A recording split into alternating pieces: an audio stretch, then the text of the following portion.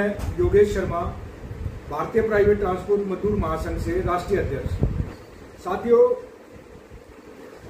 आज एक नया कंसेप्ट, एक नई सोच आपके सामने लेके आया और मैं चाहूंगा इस वीडियो को पूरा देखें और जो मैसेज इस वीडियो के माध्यम से मैं आपको देना चाहता हूं वो आप तक पहुंचना चाहिए। मेरे साथ भाई धीरज भी बैठे हैं, भाई रमन शर्मा जी भी है मेरे भतीजे, और भाई पीयूष शर्मा जी भी, जिनके मार्गदर्शन में आज ये वीडियो बनाई जा रही है। भाई पीयूष शर्मा हमारे डायरेक्टर हैं। साथियों, आज अगर हम जिस तरह से समाज का परिपाटी बदलती जा रही है तो लोगों को, कई ऐसे लोग मुझे मिलते हैं जिनसे पूछ लो भाई तुम्हारे पिताजी का नाम, तो बता देंगे। पिताजी के बाद दादा का नाम, तो कुछ लोग ऐसे हैं जो अपने दादा का नाम बता देंगे। लेकिन अगर उनसे तीसरी लाइन पूछे कि तुम्हारे दादा के पिताजी का नाम क्या है, तो आप ये मान के चलना 50% लोग ऐसे हैं जो अपने दादा के पिताजी का नाम नहीं बता सकते। कम से कम हमारे पास 4-5 पीढ़ी, और अगर 7 पीढ़ी का अगर डाटा आपके पास हो तो बहुत बढ़िया है। आज मैं आपको एक ऐसी चीज दिखाने जा रहा हूं जिसपे हमारे बड़े भाई पंडित अरुण शास्त्री जी ने काफी समय इस पे काम किया। काफी साल काम करने के बाद, और इन्होंने पूरे परिवार के लिए एक ऐसी, मैं कहूँगा एक ऐसा संग्रह जन्मावली का, हमारे दादा परदादा उनके दादा 7 पीढ़ी का एक डाटा तैयार किया है।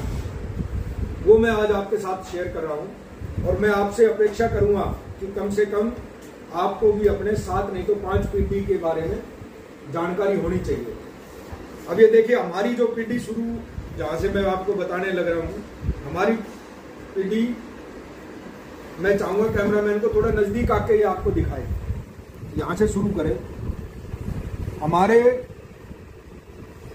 दादा पंडित लाला राम जी हुए और हमारा गौतम गोत्र है, इंदौरिया हमारा शासन है। ये 3 भाई हुए हैं। तीनों भाई के पास 45 बीघा जमीन हुई। उसके बाद पंडित लाला राम जी के पंडित रूपराम जी हुए, दादा रूपराम जी हुए। दादा रूपराम जी के 5 बच्चे हुए। तो पहली पीढ़ी हमारी हुई पंडित लाला राम जी, फिर उसके बाद दादा रूपराम जी। हमारी दादी का नाम था चंदा देवी। चंदा देवी हमारी दादी का नाम था। उसके बाद इनके 5 पुत्र हुए, गोपाल दास, मनीराम, प्रहलाद, देवी साय और दाताराम। ये 5 पुत्र दादा रूपराम जी के हुए।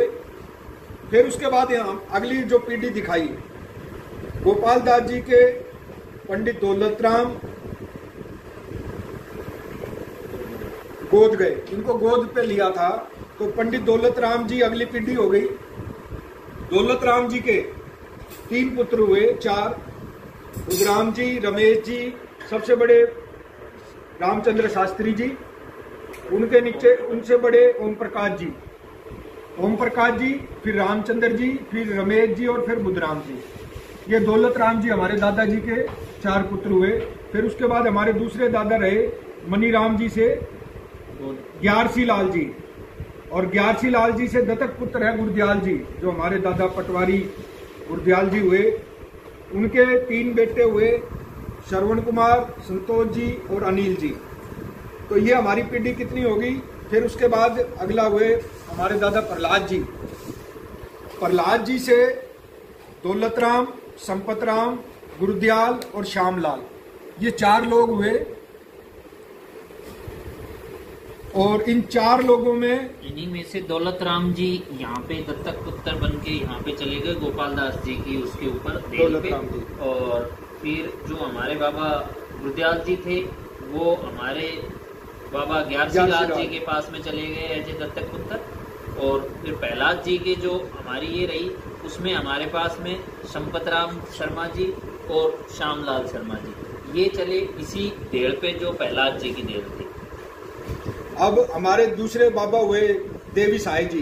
देवी साई जी के 2 पुत्र हुए, मुंशी राम जी और राम निवास जी, राम बिलास जी।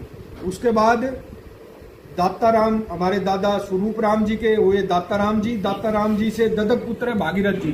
भागीरथ जी का यहाँ संपत राम जी के जो पुत्र है, संपत राम जी के 4 पुत्र हुए, भागीरथ, हरिराम, चेतराम और सीताराम।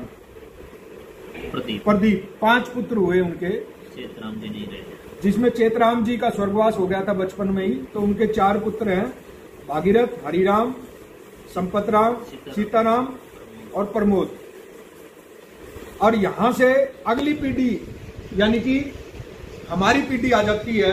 तो हमारी पीढ़ी कितनी हुई? सबसे पहले पंडित लाला राम जी, दूसरी हुई दादा रूपराम जी, तीसरी हुई प्रहलाद जी, चौथी हुई संपत राम जी, 5वीं हुई हरिराम जी और 6ठी हुई योगेश।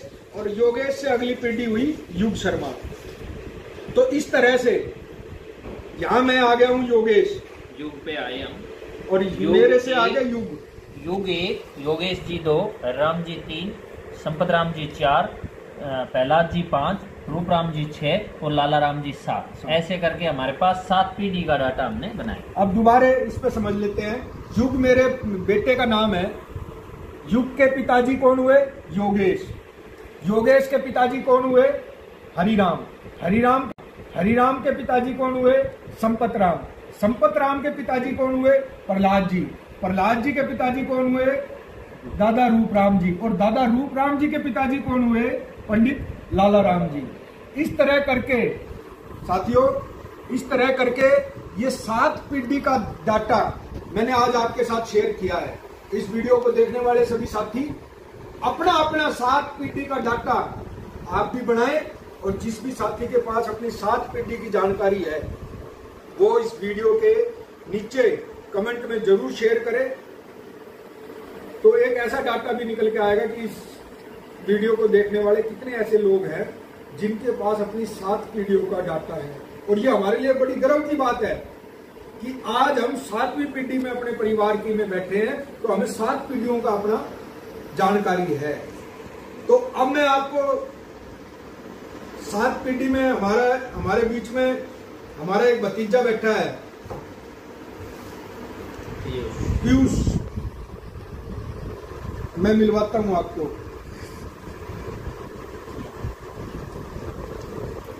हाँ, ये पीयूष है। इधर आप पीयूष को मैं आपसे परिचित करवाता हूं। वैसे ये पढ़ाई कर रहा था लेकिन चाहे मैंने एक बार इसको बीच में देखे। ये हमारी 7वीं पीढ़ी है, पीयूष। इसके बाद इनके पिताजी भाई धीरज शर्मा। धीरज के पिताजी हमारे ताऊ जी भागीरथ शर्मा जी।